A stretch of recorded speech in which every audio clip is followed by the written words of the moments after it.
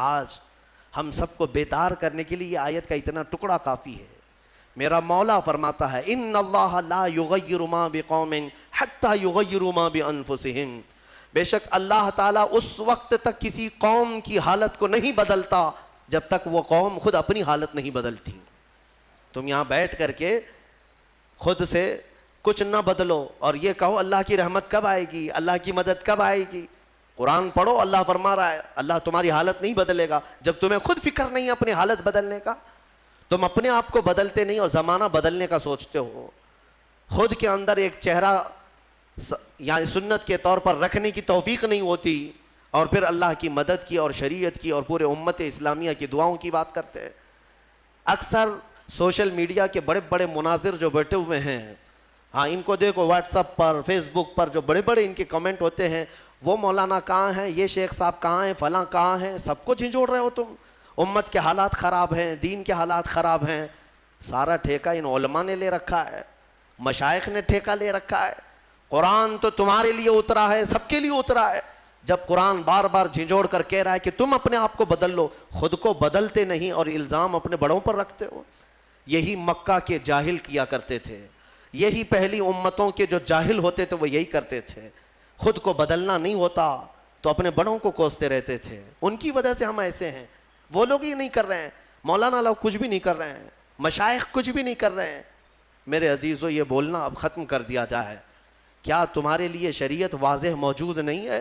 رسول پاک صلی اللہ تعالیٰ علیہ وسلم کی سیرت آج تک تم نے کبھی سنا نہیں ہے؟ سنے ہو لیکن اپنے اندر جھانک کر کے دیکھو اب تک عمل کتنا کیا، حضور کے راستے پر اب تک کتنا آئے، پھر بعد میں دوسروں تک انگلی اٹھانا. قرآن یہ کہتا ہے کہ اللہ تعالیٰ اس وقت تک تمہاری حالت نہیں بدلے گا جب تک تم خود اپنی حالت نہیں بدلتے. اس پر میں ایک واقعہ عرض کرتا ہوں.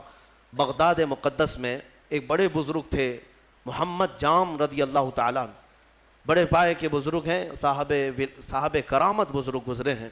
یہ وہ دور تھا جب ہلاکو بادشاہ پوری دنیا میں اپنی درندگی پھیلا چکا تھا، جہاں جاتا تھا قتل عام کرتا تھا، یکے بعد دیگرے وہ ملک فتح کر رہا تھا، لاشوں کے انبار لگا رہا تھا.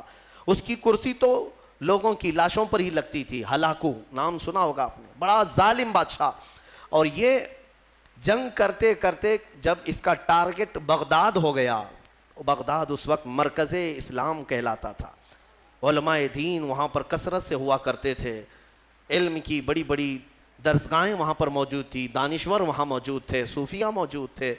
تو بغداد میں بڑی بڑی پرانی تاریخی کتابیں موجود تھیں. بغداد کو اس نے ٹارگٹ بنایا. سنیے، بغداد کو جب ٹارگٹ بنا کر اپنی فوج لے کر وہ بغداد پر چڑھائی کرنے کے لیے نکلا تو بغداد سے کافی فاصلے پر پڑاؤ کیا، ابھی کافی دور تھا. اور اس نے اپنے 2 سپاہیوں کو بھیجا کہ بغداد کا معائنہ کر کے آؤ، دیکھ آؤ لوکیشن کیا کیسا ہے.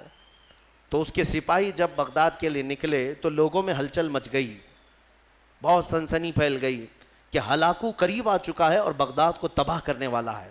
کیونکہ سب تباہیاں انہوں نے دیکھ لی تھی، ہلاکو نے کیا کون سے شہر برباد کیے، کتنوں کا قتل عام کیا، وہ سب کو پتا تھا. تو بغداد کے اکثر لوگ دوڑے دوڑے حضرت محمد جام کے پاس آئے، کہا کہ آپ ہمارے رہبر ہیں، آپ ہمارے رہنما ہیں، اللہ والے ہیں، ہمیں بچا لیں، آپ دعا کریں.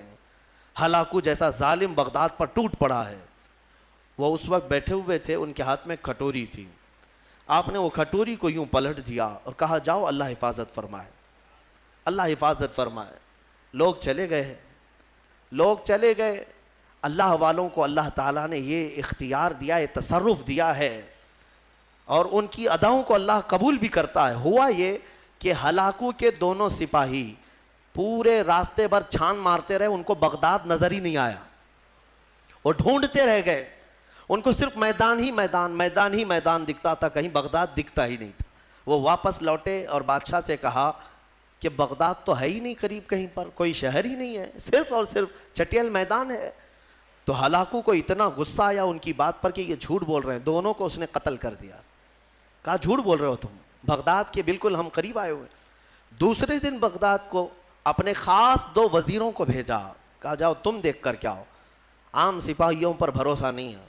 اپنے معتمد 2 وزیروں کو بھیجا. وہ جب آئے، دوسرا دن تھا، تو پھر لوگوں کو خبر چلی کہ آج ہلاکو کے 2 جاسوس اس کے مخصوص وزیر آ رہے ہیں، پھر دوڑے دوڑے حضرت محمد جام کے پاس آئے اور ان سے سفارش کرنے لگے کہ حضور آج وہ اپنے مخصوص جاسوسوں کو بھیج رہا ہے اور وہ بغداد کے قریب آئے ہیں، ہماری بیویاں بیوہ ہو جائیں گی، بچے یتیم ہو جائیں گے، بچا لیں، اللہ کا واسطہ دیتے ہیں۔ حضرت محمد جام نے آج پھر کھٹوری اٹھائی، پلٹ دیا، کہا جاؤ اللہ حفاظت فرمائے۔ چلے گئے، وہ دو وزیر بھی گھوم پھر کر کے گئے، انہیں بھی بغداد نظر نہیں آیا، صرف چٹیل میدان۔ اللہ والے اپنے کوزے سے جسے چاہے چھپا لے۔ واپس وہ شام کو لوٹے، ہلاکو کے پاس کہے سچ کہہ رہے تھے وہ دونوں سپاہی، ہمیں بھی بغداد نظر نہیں آیا، ہم غلط راستے پر تو نہیں آئے۔ بادشاہ کو اب غصہ بھی تھا اور تجسس بھی بڑھ گیا کہ ایسا کیسے ہو سکتا ہے۔ اس نے کہا اب معائنے کی ضرورت نہیں، مجھے یہاں سے بغداد کی روشنی نظر آ رہی ہے اور تم کو قریب سے بغداد کیوں نہیں نظر آیا؟ تو پھر تیسرے دن اس نے فوج کی تیاری کر لی کہ نہیں اب معائنے کی ضرورت نہیں، ساری فوج ہی چل پڑے، میرے ساتھ ساتھ چلو اور حملہ ایک ساتھ کیا جائے گا بغداد پر۔ تیسرے دن صفیں لگ گئیں، ہلاکو اس کی سپہ سالاری کر رہا، سربراہی کر رہا تھا، اور جب بغداد کی طرف وہ طبل بجاتے ہوئے، نقارے بجاتے ہوئے نکلے، اب پھر بغداد والوں میں سراسیمگی پھیل گئی۔ اب یہاں پر دوڑ بھاگ، سارے ادھر ادھر کھلبلی مچ گئی۔ پھر دوڑے دوڑے حضرت محمد جام کے پاس آئے، مومنین کا ایک بڑا مجمع آیا، سب رونے لگے، کہا کہ حضور بچا لیں بغداد کو، یہاں امانتیں ہیں بزرگوں کی، یہاں مسلمانوں کا مرکز ہے، بچا لیں۔